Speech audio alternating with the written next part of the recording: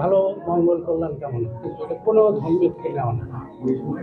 বুঝতে পেরেছি, সুন্দর করে লেখা আছে। শান্তিনিকেতনে অবশ্যই ভিজিট করবা।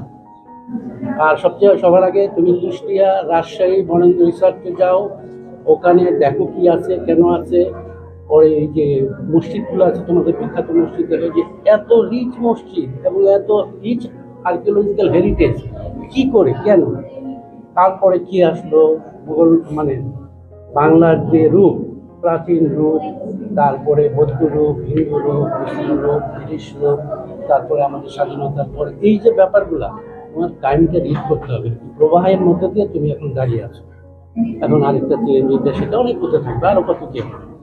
সুতরাং তুমি তো আসলে ওই সময় যদি তোমার মানে সূর্য তোমার গায়ে লাগছে, মানে তোমার সময় তোমার গায়ে লাগছে। আমরা যখন একটা কথা বলি না, মানে সকাল সকাল লাঞ্ছিত, মানে নিজের কালের লাঞ্ছনা, লাঞ্ছনা মানে অবমাননা অর্থে না। কাল আমাকে বিদ্ধ করেছে, সময় আমার সময় আমাকে বিদ্ধ করেছে। সকাল মানে তুমি তো ছয় বয়, সকাল লাঞ্ছিত, তোমাকে সকাল লাঞ্ছিত হতে হবে। তুমি যদি ওই যে ওইটা কপি করতে থাকো, তাহলে তুমি দেখতে যাচ্ছি বা আমেরিকায় ঘুরছি, আমি কুইজেন দেখেছি আমার লাইফে। এখন যেটা হয় যে তুমি অরিজিনাল কাজ যদি দেখো, ভ্যান গোগের কাজ দেখো, তখন স্টারি নাইটটা দেখলাম বা সানফ্লাওয়ার দেখলে একটা, বা চার্চ দেখলে একটা, ভাঙা চার্চ, কিংবা মাটিস দেখলাম বা পিকাসো দেখলাম। এইসব মিউজিয়ামের মধ্যে গেলে তার প্রেজেন্টেশনটা ওইখানে কাজগুলো তোমার শেখাবে।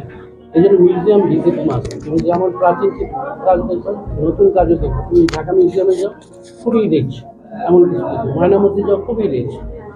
ফিল করি, তুমি দেখবো শৈশব থেকে যে কবিতা পড়ছো, আজও পড়ে মানুষ। ধরো জীবনানন্দ দাশের, বঙ্গলতা দাশের, কেন পড়ে? যখন এটা ক্রিয়েশন হয়ে যায়, এটা নেচার হয়ে যায়। তুমি যদি সমুদ্রের পাড়ে দাঁড়ায় থাকো ঘন্টার পর ঘন্টা, ক্লান্ত হবে না।